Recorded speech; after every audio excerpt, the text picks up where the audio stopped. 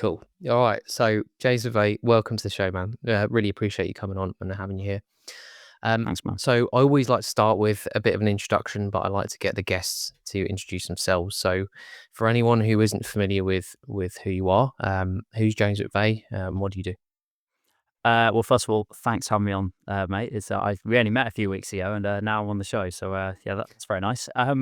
For those who are unfamiliar with, how shall I say, sort of 2013 to 2018 pop music in the UK, I am probably best known for my role in the band The Vamps, where I'm a songwriter, guitarist, backing vocalist. But in the last sort of couple of years between Vamps kind of chapters, I'm making my music, sort of solo folk music, which has always been my passion.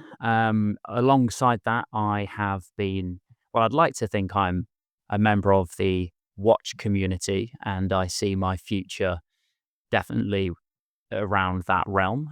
So I'd say, yeah, musician and watch nerd. That's who I'd say I am. Excellent. You know, you're actually the first musician I've had on this podcast. So, you know, when Nice. people will say like, or if you look back and what's your proudest achievement, you can say, you know, that Perspectives podcast, first musician. Very Never mind the Vamp stuff. So you actually founded the Vamps like pretty early on. You were quite young. What, you were around 15, 16?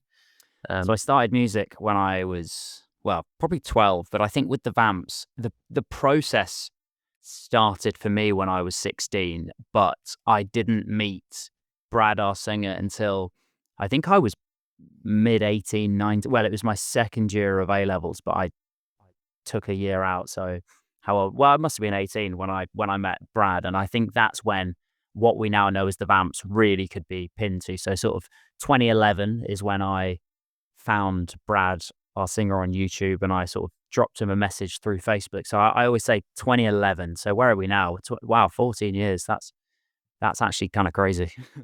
Time does fly when you're having fun. It's actually really interesting to have you on because you really experienced like your late teens, and obviously when that took off, that's kind of the time when you really emerged in the spotlight, and you've kind of been in the spotlight ever since, really, if that's a fair assessment. So I kind of wanted to dive into a little bit about what that was like, start at the beginning.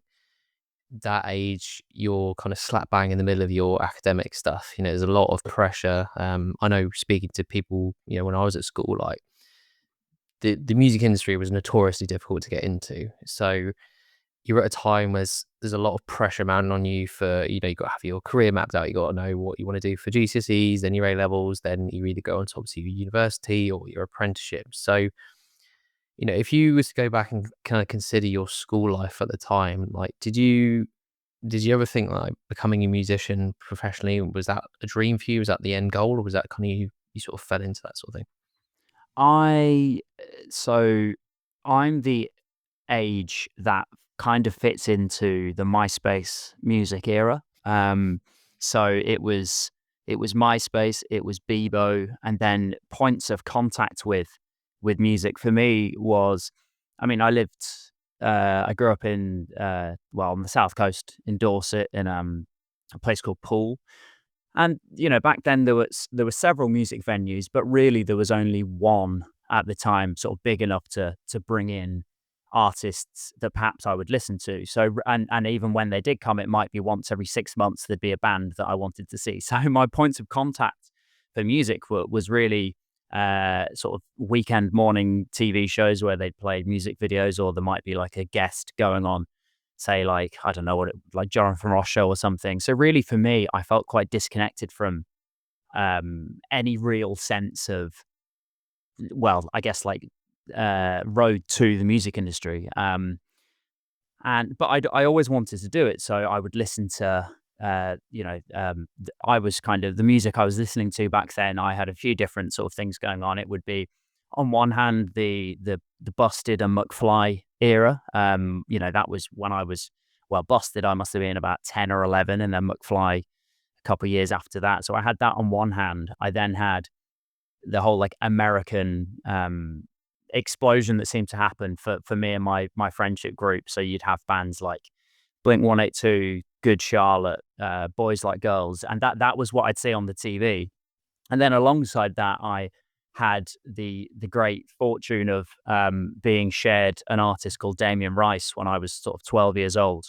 And for those who are unfamiliar with Damien Rice, he's an Irish folk singer-songwriter that really kind of explores slightly obscure sort of themes through his lyricism, and a very mature musician and songwriter for me to discover at the age of 12. And so I had these three kind of, I guess you could put the UK scene and the American scene sort of in a similar thing, but then I had this songwriter Damien Rice who was completely on the outside of everything I'd ever heard before, and that kind of built this bizarre songwriter in me where I wanted to try and explore some more of those obscure themes through my lyrics. But at the same time, being 12 years old, I had no real idea as to what Damien Rice was speaking about. I mean, I think I'd maybe had like one girlfriend at school, and then this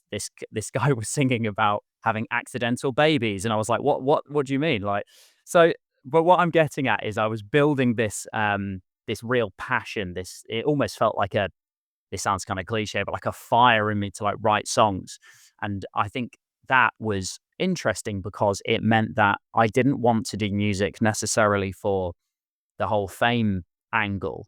And, while saying that, I would watch music videos of Busted, who had their song What I Go to School For. And it was literally as I was at school and I was thinking, God, they are so cool, blah, blah, blah. So I did have a bit of that, but mainly it was like, well, I want to write songs that do that.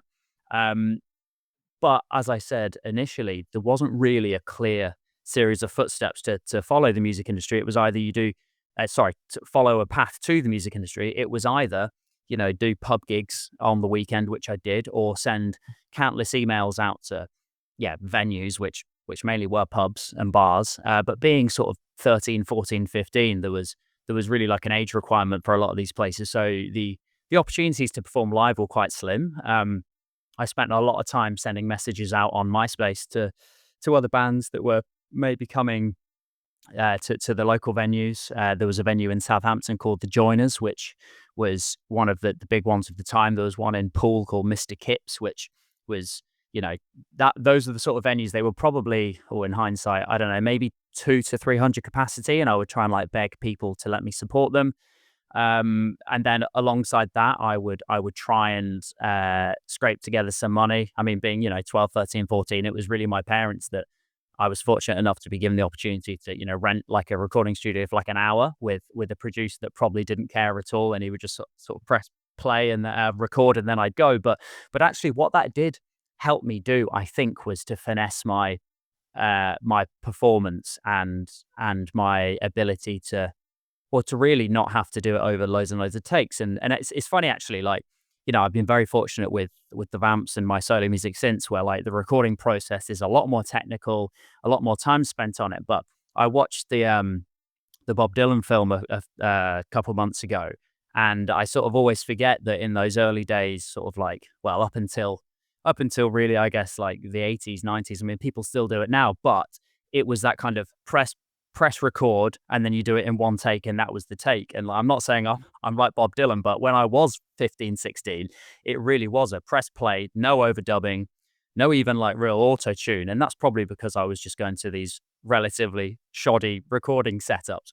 But it meant that I was sort of building this this feeling within me where I was recognizing the importance of being able to, one, songwrite, but two, perform to the best of my ability. So that was going on at the same time that I was doing school. And jumping sort of to my education side, I went to a very normal state school that fortunately had an emphasis on music. Mainly actually more sort of the performing, sort of like theatrical performances and stuff, which didn't really resonate with me. But the music teacher at my school, so in Dorset, we do 3 schools. So we have like primary, middle school, and then like upper school. My music teacher in my upper school, a guy called Mr. Coleman, sort of recognized within me that I had this desire to perform music, to write music, but I didn't really have any ability with the theory side. So he would kind of facilitate. Probably shouldn't have done, but would sort of like help me write through my sort of the coursework side of the music and kind of let me compose and do that. So I had a real help from the music side, but then the other stuff, my other sort of academical skills at that age, at sort of 15, 16, 17. I mean, I passed all my GCSEs, but there was nothing really to write home about. And I took a year off school to try and further my music career after. So when I did my GCSEs, it wasn't compulsory back then to go straight into A levels or an apprenticeship or a job. So I took a year out of school and I worked in a couple of cafes. I worked in a clothes shop called Animal, which the flagship store was in Dorset, where I grew up.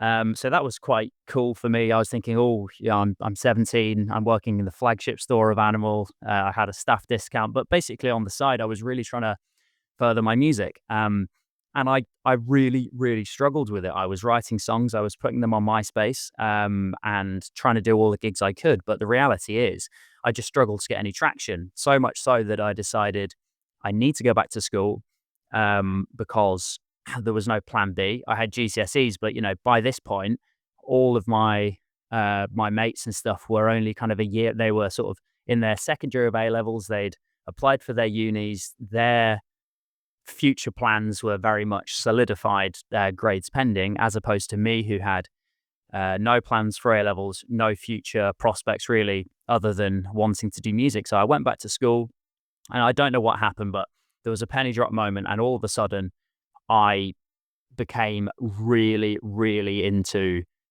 English literature and history. And I guess maybe you could argue the English literature was maybe stemmed from me doing a real deep dive into my my songwriting and stuff. But I became an ultimate nerd, and I loved my A levels. But then it's funny how this stuff happens. As soon as I started really applying myself academically at school, it was when I got a message through MySpace from the manager of McVey and Busted, who said, "Do you want to make a band? And like I'll help you do that." And so it went from me going back to school thinking, oh, maybe I do history, and I sort of toyed with the idea of applying to Durham University, and I sort of had this like real visceral moment of memory in my head of being sat in the library. And I was so much of a nerd that like every break and lunchtime I would do all my my homework, my coursework, because I wanted to leave it at school. So then when I could go home, I could write songs. So I was sat in the library and I had like this Word document, and it said like personal statement at the top, which obviously you need to apply to unis. And I remember thinking like, I'm not going to write the personal statement. I'm going to take up the offer from this guy, and I'm going to make a band. And I think for me, it was an interesting thing, because I had always up to that point thought I would perhaps be the singer in a band, and because I'd been singing on my own for a long time. And I made a real decision to be like, actually, you know what? I knew at that point in time what the world was interested in, from a point of songwriter's perspective, was not my kind of style. So, they liked, I guess what was going on at the time was you had, it was a very like clean, like sort of Justin Bieber or One Direction vocal. And my voice wasn't really like that, but I thought if I can find someone that's actually even further away from that, someone that had a bit of character, a little bit of gravel, a bit, just something that was very different to what was going on, but we can do it in a way that still has the catchiness of pop music, then I think there could be a real like niche, a real golden spot. So I messaged the manager and said, right, I'll finish my A levels, but let's make a band. I was thinking he was then going to say, yeah, no worries, I know the perfect people, like it's fine. But what he actually said to me was, okay, James, now you go find the other people. So I was like, oh shit, like, what do you mean? How am I going to? So I spent months and months and months on YouTube, searching for other people. And it was, what I would put in was like Ed Sheeran cover or the Kooks cover. The Kooks were my favorite band back then. after Busted McVey and all that. And I eventually stumbled upon this video of Brad singing an Ed Sheeran cover. He just turned 15. So what I think, and then from there, honestly, things just worked. By the time I finished my A levels, we kind of had a record deal. But you asked me, did I always want to do it? I think I always had a big passion for music. I loved songwriting. If you asked, did I always want to be like famous or in a famous band? Like, no, not really. I always wanted to perform music and write songs, but at the same time, I had no real idea of how to do that. Like, no one in my family had ever been musical or successful at doing music. It was kind of before TikTok, before Instagram. I was on Twitter just, but it wasn't as obvious now where you open your phone and you see people on TikTok doing music. It was, you'd see them on TV, and those steps to that point were a bit of an enigma to me. Sorry, very long answer, but that's the answer. Oh, perfect. Just like the few things you've pointed out there have been like nostalgia 101. So yeah, I think I remember hearing Damien Rice on like one of the Now. Do you remember the Now? That's What I Call Music. Just like one of those albums. And it's interesting what you say about like the smaller gigs as well, the smaller venues, because that's when I was growing up. That was one of the things I used to love doing, was going to those kind of finding little bands. And I used to watch a lot of like Later Live with Jules Holland, and that would be great because you'd see these kind of up and coming bands or ones that you maybe hadn't heard of, as well as some of the bigger ones. And I'd always look out for those bands, and always thought those venues were amazing because you had the opportunity to see these bands that, you know, a few years later they'd be big, and like the whole venues change. And I think if you can get a chance to see some at a more intimate venue and a smaller venue compared to like these massive stadiums, like obviously when you scale to a certain level, there's no avoiding, you have to just go for those bigger ones. But it's a really nice kind of mid ground where you can enjoy the music in more of an intimate setting. You touched on some of the things you said. It sounded like you were very independent with a lot of these decisions. Obviously, you took the decision to take a year out, go work at that cafe, and then obviously keep pursuing the music, keep reaching out to people on MySpace. When that manager sort of contacted you as well, I want to just understand, how do your like family perceive all this? It sounded like you were quite independent in what you were doing at that point anyways. Was there any kind of pressure from them to go the other way? And obviously, because at that age, the pressure is to just do the norm, go to school, go do go down the traditional route, so to speak. So yeah, was there much pressure from your parents in that stage, or?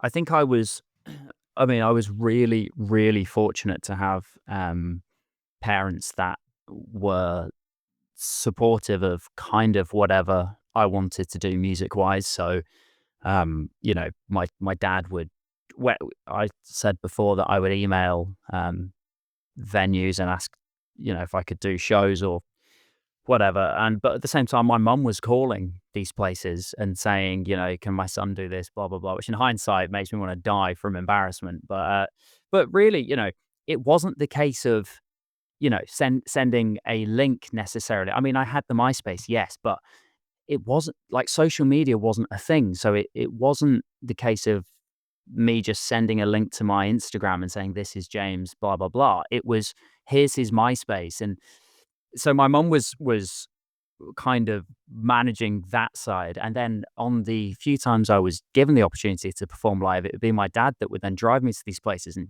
you know, that varies everywhere from doing some of the support shows when that venue, the Joiners that I mentioned, and you know that might be to 150 people, which was terrifying. But my dad was there; he'd restring my guitar, that and all that stuff. But then it would go all the way down to I played Luton Fringe Festival, which must have been I don't know when that would be, 2008 maybe or something, and there was no, like, when I say no one there, like the bar staff were the only people in the room, so much so that I thought that maybe we'd got the day wrong or it was shut.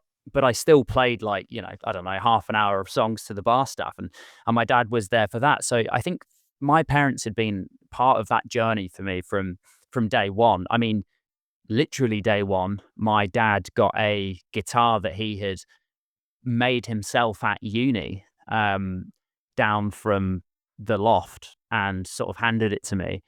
And the strings, I imagine, hadn't been changed in 20 years. And this sounds like I'm making it up, but I played it and genuinely till my fingers were bleeding. But that's not because I was playing loads. It was because the strings were so old, like really rusty. The old rusty ones. Yeah, genuinely. And it sounded awful. I didn't know what I was doing. But, when I showed a bit of an interest in that, they got me, what was it, a Squire Stratocaster, I think from Argos. I think you could buy them back then.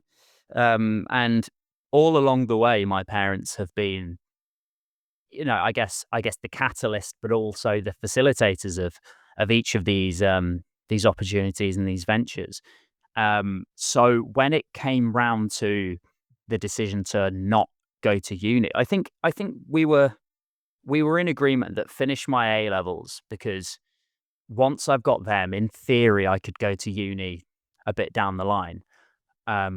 I actually worry though now, if I could in theory apply for uni now I'm 32 with those same A levels. And if you ask me about, I don't know, the Elizabethan era, I don't know how far those A levels would get me now. However, my parents were really supportive, and there were several conversations about, is this what you want to do? Shouldn't you just apply anyway? Then you can defer X, Y, Z. But I was really fortunate that really by the end of my second year of A levels, it was kind. I mean, nothing's guaranteed, especially in my industry, but there was a little bit more on paper, meaning that the record company were really interested. I think we'd even started posting on YouTube, Brad and I, back then, definitely around that point, and views started to happen, and it felt like there was a momentum building. There was also kind of, to an extent, a bit of a guarantee that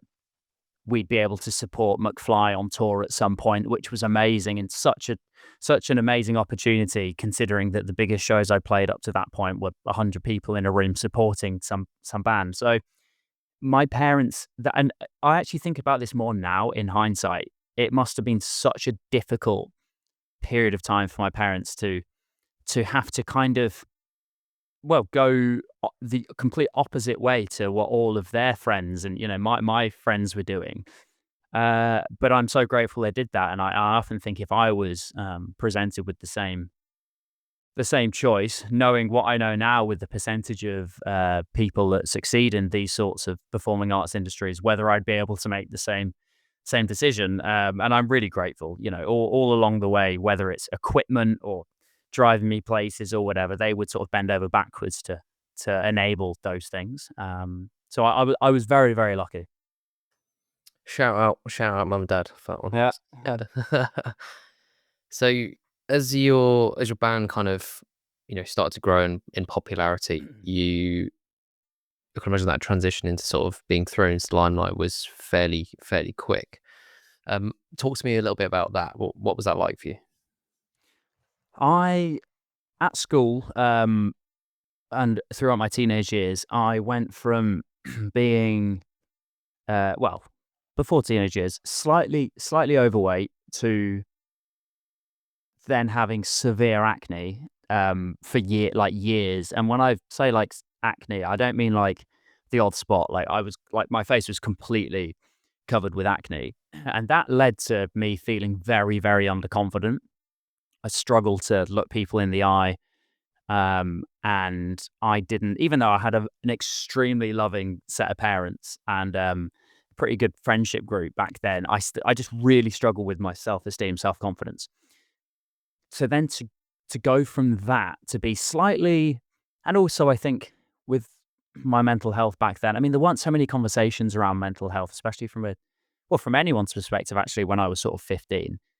I definitely went through some ups and downs mentally. And that meant that when I was sort of put into meeting record labels or, a couple steps later, when I was doing stuff that people were interested in what I was doing, I struggled quite a lot with that. I think there's no real, I mean, people say you can have like media training, all this stuff, but the reality is there's not really anything you can do to prepare yourself for that level of exposure. And I am a firm believer that it's such an unnatural thing to find yourself in those situations. If you think about, like, up until 100 years ago, the amount of people that you probably network with and socialize with is quite close knit. And then all of a sudden, you go to 2013 for me, and I was sent around the world going to different places that, like, genuinely I'd never heard of, let alone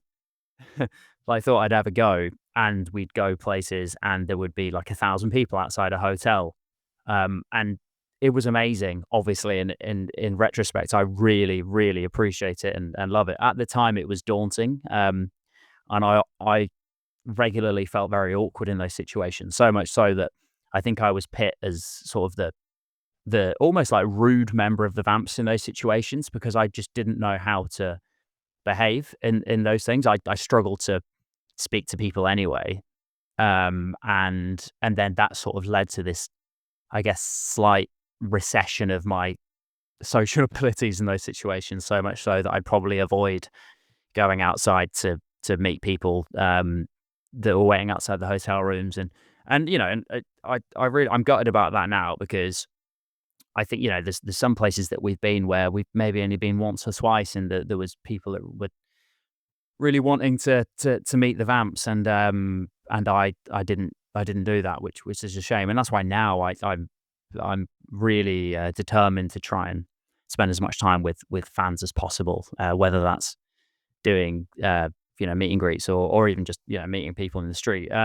So I did struggle with that adjustment. I think I was very fortunate that I was going through it though with 3 other boys that had very similar backgrounds to my own.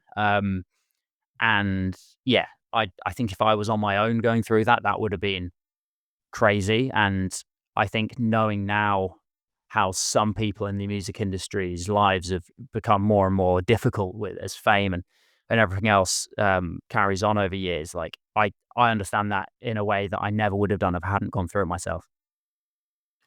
Yeah, it's so interesting here, like the two sides of the coin, really, because you said like you're perceived as maybe as a bit rude at times, but then hearing your side of the story, you can completely understand why it would be. Like I had a friend of mine who at university, he was sort of dating quite a famous actress at the time, and Mm.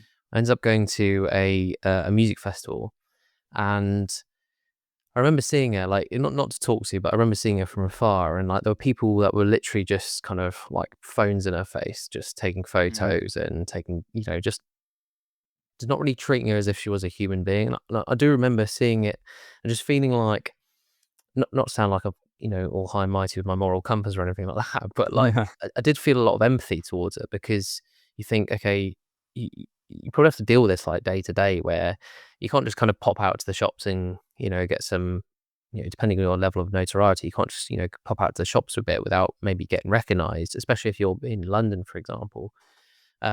So I just remember thinking like, well, it's it's weird how people tend to treat like famous people and celebrities, and I think sometimes it's not everyone, and I'm sure you can attest to that, but there are sometimes those people where you don't really. It's that disconnect from the human element. They don't really treat you as like people. They treat you as kind of like objects to be pranced around, parade around. So I can imagine like situations like that must be really really difficult for you. I think How would you deal with so. those? Yeah, I was Well, just going to say well, how you deal with those.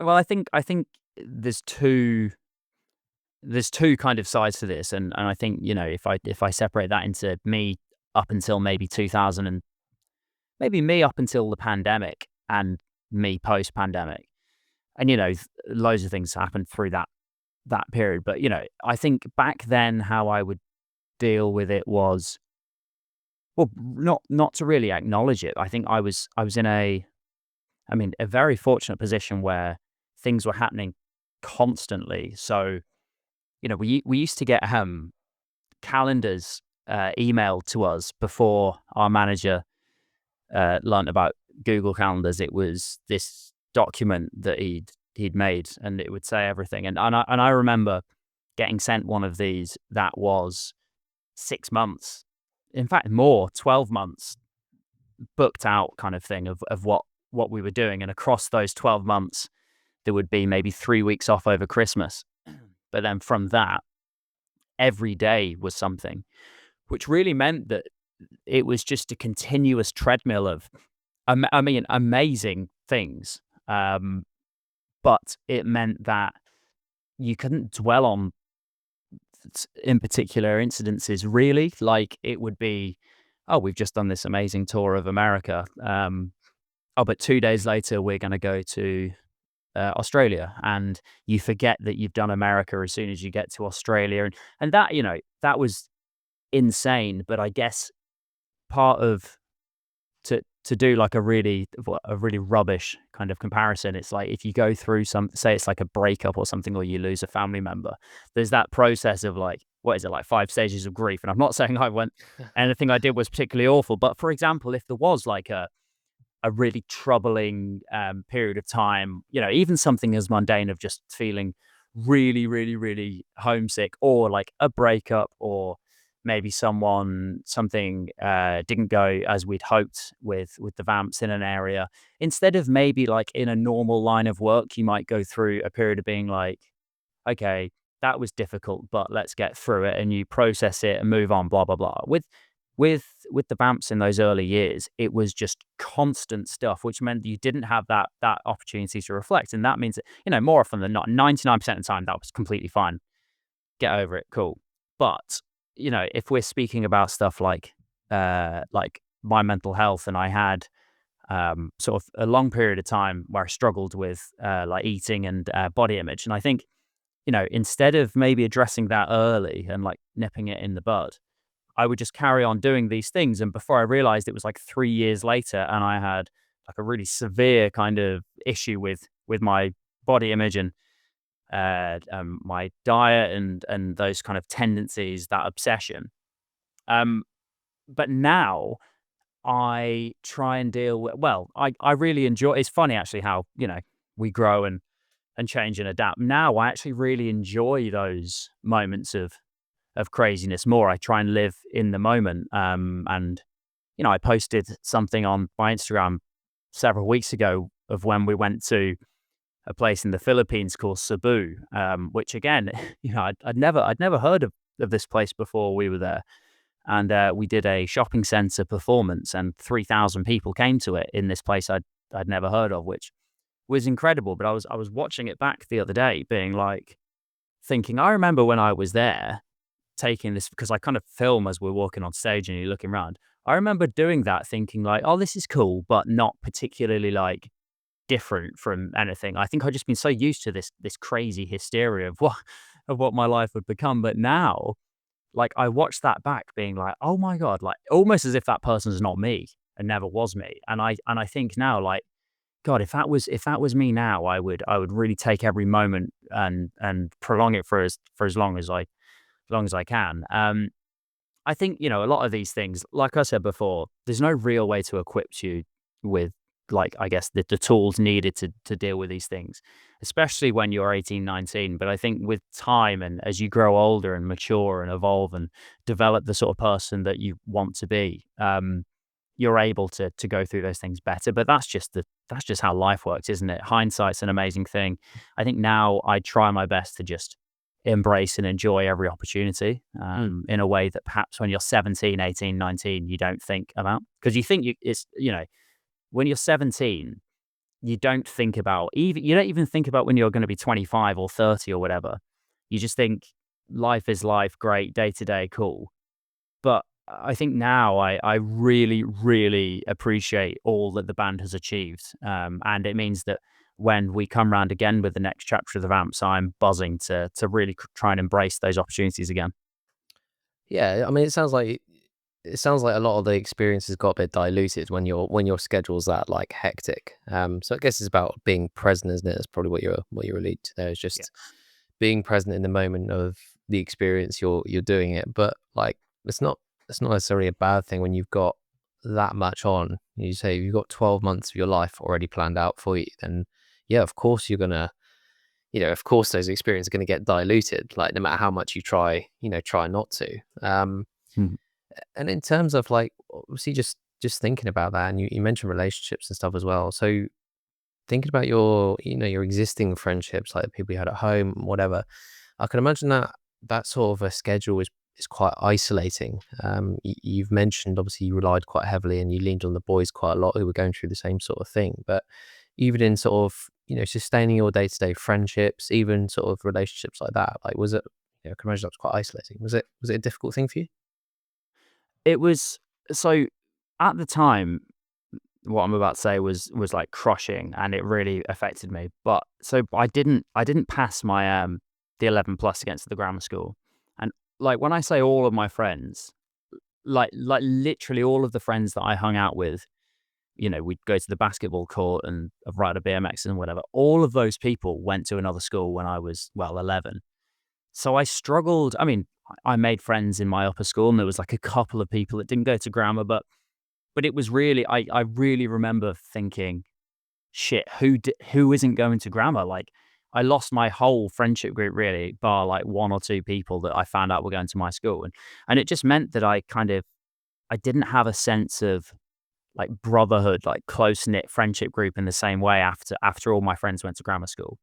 And, naturally, the people that went off there stopped including me, not intentionally necessarily, but as time went on, they would do their stuff and they do school related activities outside of school, and I just ended up drifting off. So I think when the Vamps came along, I was like, I didn't know how much I think I needed another group of guys around me. And again, like there's people now, like I've got a couple of my best friends now are people that went off to grammar, and we sort of reconnected a couple years later. I've got like my mate just stayed this weekend who I've known for 25 years, and he was one of the ones that went off to grammar. And I think that in a bizarre way, it was a bit of a blessing that I wasn't, because I think if I had this like amazing strong group of friends at the start of the Vamps, it would have been a really, really hard thing to balance and manage. And I think I was just lucky that I could go off for a long time and not really have that sense of missing out from home. And also, like, it kind of happened the same time that people were going off to uni. So I guess in a way they were kind of all separating out into their own ways. And it just, for me, the Vamps was my uni as my friends were going to uni. I think, yeah, in hindsight though, I never really thought about it before, but until this podcast, I needed a group of guys in my life again. And I think the Vamps kind of came and filled that void at the perfect time. Yeah, that's really good. I think I had this conversation with another guest I had on. Had Rob Bell on, who's the engineering broadcaster and historian. So you've probably seen him on some of the Channel 5 stuff. But Yeah. we were talking about, obviously loneliness is quite an epidemic at the moment, especially in males and young males. And we were kind of just like ruminating on the different kind of ideas behind how you can overcome that. And we were he said something quite that stuck with me quite a lot, and he was saying that everyone's a geek about something. So I think when you talk about how your friendship group evolves and move on, I've been in that situation myself, and I'm sure there's lots of people listening who perhaps been in that situation where you're a bit stuck. You don't really know. You're in this kind of middle ground where your old friends are kind of been left behind. They've gone on to different things, and you're trying your best to keep in touch, but it's just not the same. And then you haven't quite gelled with that new group that you're trying to find at the moment as well. So obviously for you, you said it was, you found solace in the Vamps really. For other people, it could be just something else you're passionate about. And I think this leads us quite nicely into, where we met as well. Obviously, we're both passionate about the watch industry and watches.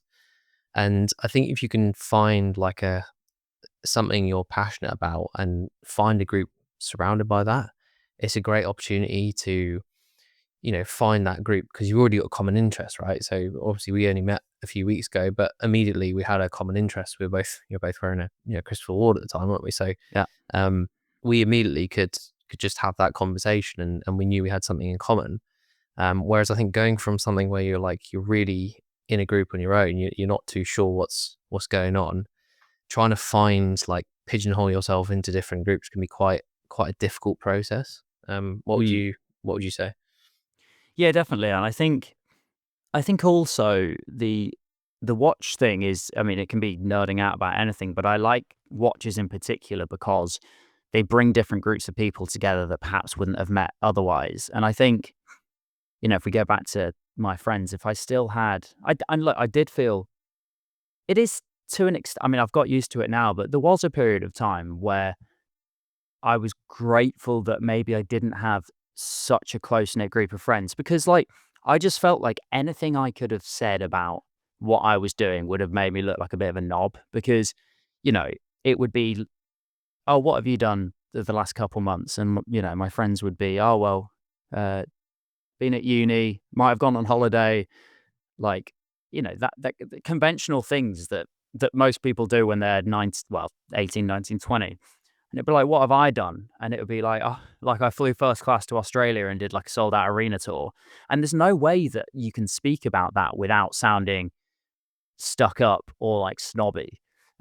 And especially if like I would then say, oh, but I've been struggling with my mental health because, I don't blame my friends for it because they are, and actually I guarantee that if I would have said stuff like that, they would have been cool and helped me. But it is just a weird kind of alienating thing to speak about what I did back then on a day-to-day basis to people that weren't used to it. And that's why having the three other boys that were going through it with me for the first time too was amazing because we could go through it together and be like, this is crazy.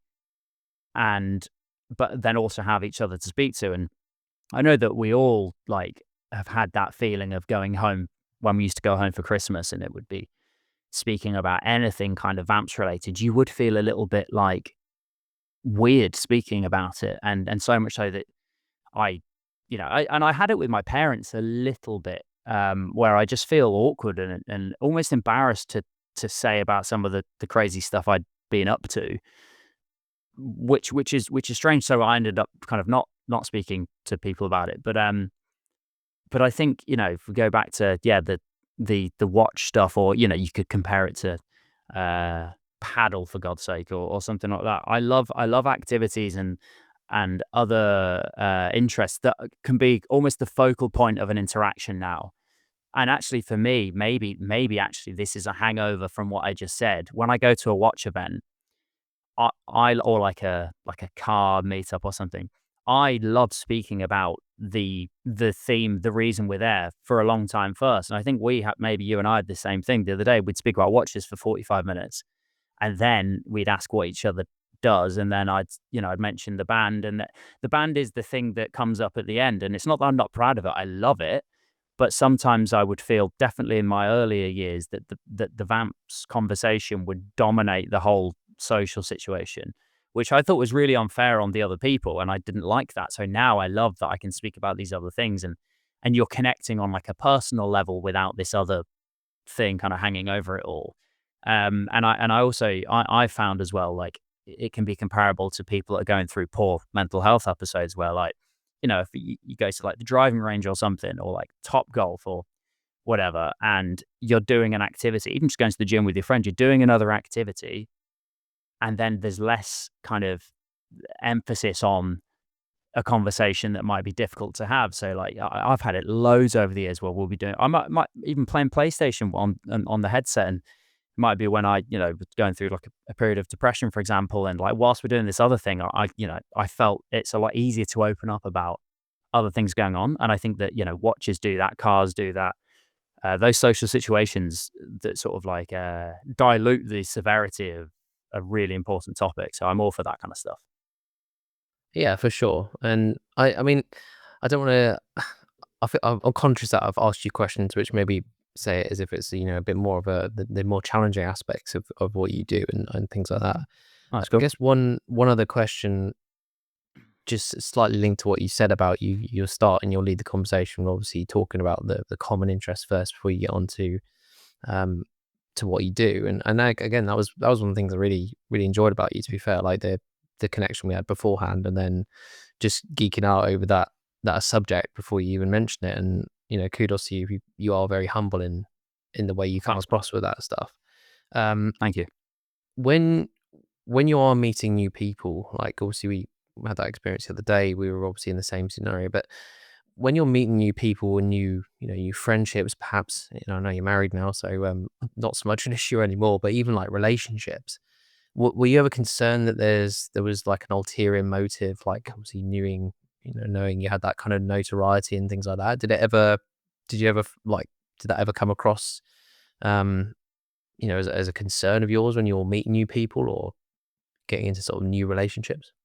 Well, I was quite fortunate with that side of things, and I know that there's a lot of people that really struggle with that. I mean, my I guess like dating history was I was with a girl for 4 years at school, and then the very first part of the band were together, and then just the nature of the band, me just never being around her going off to uni, it just didn't work out, and relatively amicably ended. But then I went from that to I ended up dating a very famous actress at that point, which was funny because it was almost as like the Vamps had exploded onto the scene, but I was dating someone that was a hell of a lot more famous than I was. So I knew from her perspective, I don't think there was really an ulterior motive to hang out with me because she didn't need to. I wasn't going to get her into any club that she. In fact, it was the other way around. Um, she'd get us in places. So I had that, and that didn't work out. But then when I met my wife, um, that was again like it was still very, very early in the Vamps world, and so much so that I think we'd only had like, I don't even think our first album had come out, maybe it was around then, but she knew of the band, but it wasn't the band wasn't the reason that we were together. If anything, she actually probably would have preferred me to not be in the band because she didn't really want that attention. And I, She hated the music. well, yeah, I mean, she liked the music, but I mean, I wouldn't say we were her favorite band. She's not particularly musical, which I think actually for me is part of the reason we've lasted so long. Um, I the challenges of dating whilst being in the music industry, well, for us, were definitely there. But fortunately for me, it wasn't because I ever thought that she was like using me to open doors or whatever. I've been very, very fortunate, to be honest, mate. Yeah, no, that's good. I think you've got that kind of common interest already, and you kind of are on the same sort of page, really, aren't you, with knowing what the relationship would come with. Just to flip it on its head, then, because I know we've obviously focused on some of the more challenging aspects, but Mhm. just plain and simply, what's kind of the best things that you've had from this sort of notoriety and this experience? I think the best things for me, and again, it's annoying that you don't realize it necessarily when you're doing it. Just the amount of travel I've been able to do. I went from, I mean, I said how supportive my parents were for my music career. I guess the trade off of that for them was not having the money for us to go on expensive holidays anywhere. So really, before the Vamps, the holidays for the McVey house were going to France and staying in sort of like a key camp or which actually quite expensive in hindsight. It's daylight robbery, but it's going to France, maybe staying in like Airbnb wasn't a thing, renting like a little thing somewhere, or I'd been to Gran Canaria once for my 16th birthday. That was it from the travel perspective. I didn't even go on a plane till I was. I think actually I must have been about 16 before I went on a plane because we were thinking with the music at some point I would hopefully be able to go on a plane. So I went up to Manchester with my mum on the plane. Like that was how primitive my travel and experiences were. So being able to then go from that to go around the world 4 or 5 times and go to honestly, I'm very fortunate that I can maybe count on one hand, maybe even half a hand, countries that I haven't been to that I want to.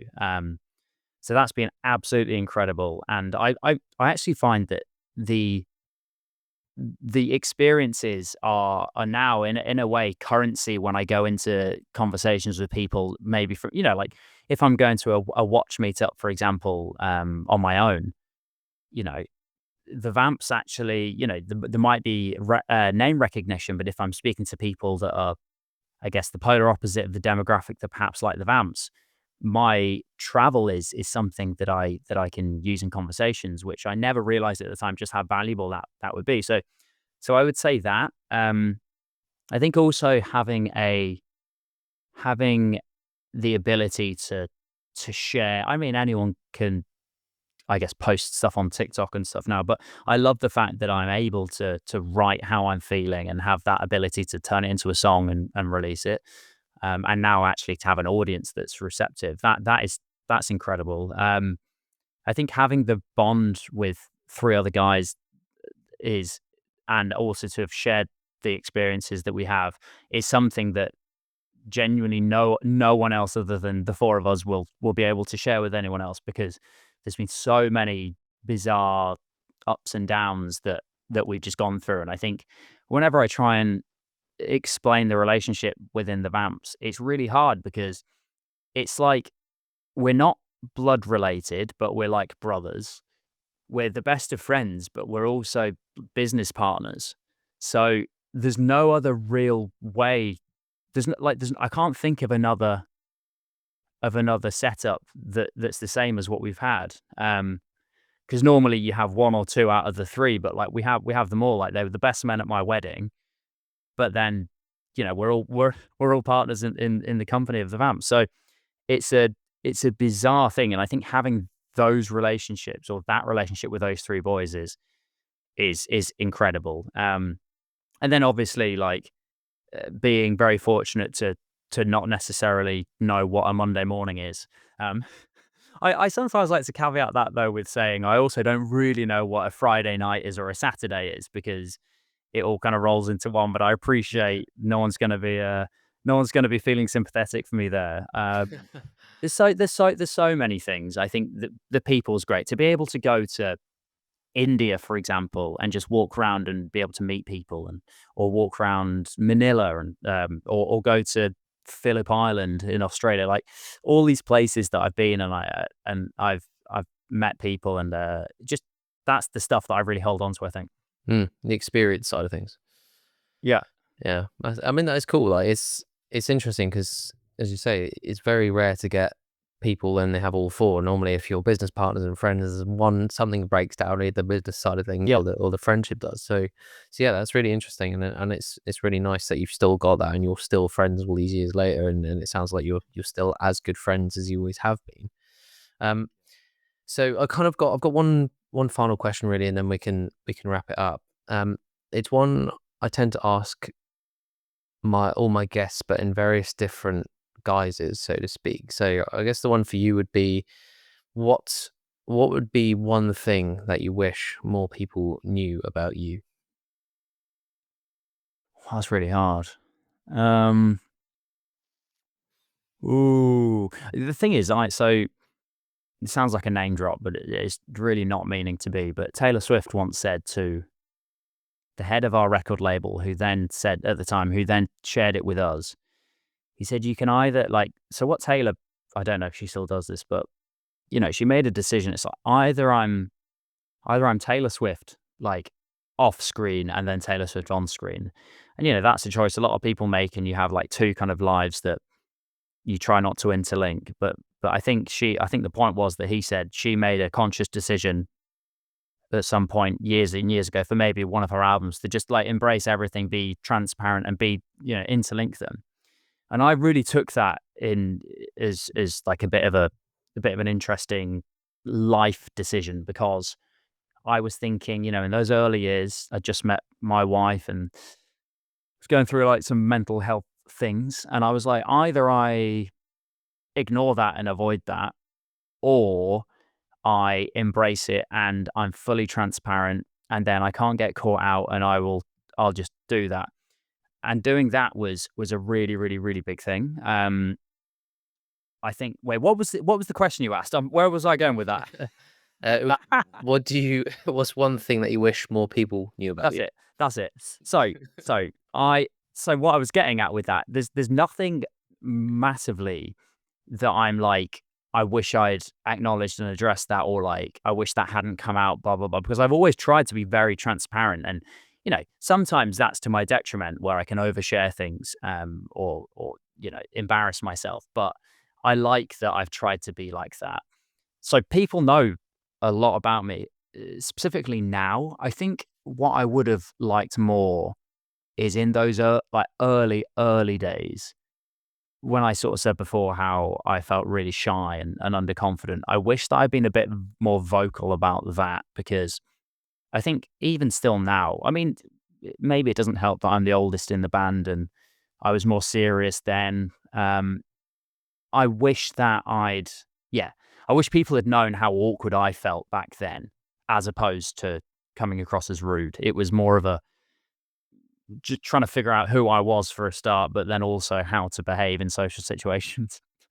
Yeah. I can imagine that if you were to do it the other way and like split your personality, so you have your on screen versus your off screen, you must like it's exhausting. It must be exhausting enough doing the one, but like trying to keep up the two as well. I can imagine that's just yeah. I Mm, can imagine that's just like double the effort, and it must just be so draining on you to even have to do that. So yeah, mm, definitely. awesome. Really appreciate the insights, mate. Been really cool to sort of hear your side of the story, and as I say, you're the first sort of guest we've had on who's had that sort of level of notoriety, so to speak. So appreciate your sort of candor and your honesty with all the answers. Um, Not at all, man. where should people go if they want to hear more of your music? I know you've got a new track out soon with your sort of solo stuff. Where can they go? So I mean, people could just this sounds like such a dick thing to say, but if you just Google my name, James McVey, stuff will come up. And then if you're interested in the Vamps, then put the Vamps in. But yeah, just Google it, please. And Cool. thank you. And you're on Instagram as well, aren't you? I am. I think it's just my name. I can't I'll remember. put them on the I'll put them in the show notes anyways. So all All right, good. brilliant. Thank you. Thank you, man. Cool. Thank you. Lovely stuff. James McVey. Cheers. Thank you very much, man. Thanks, man.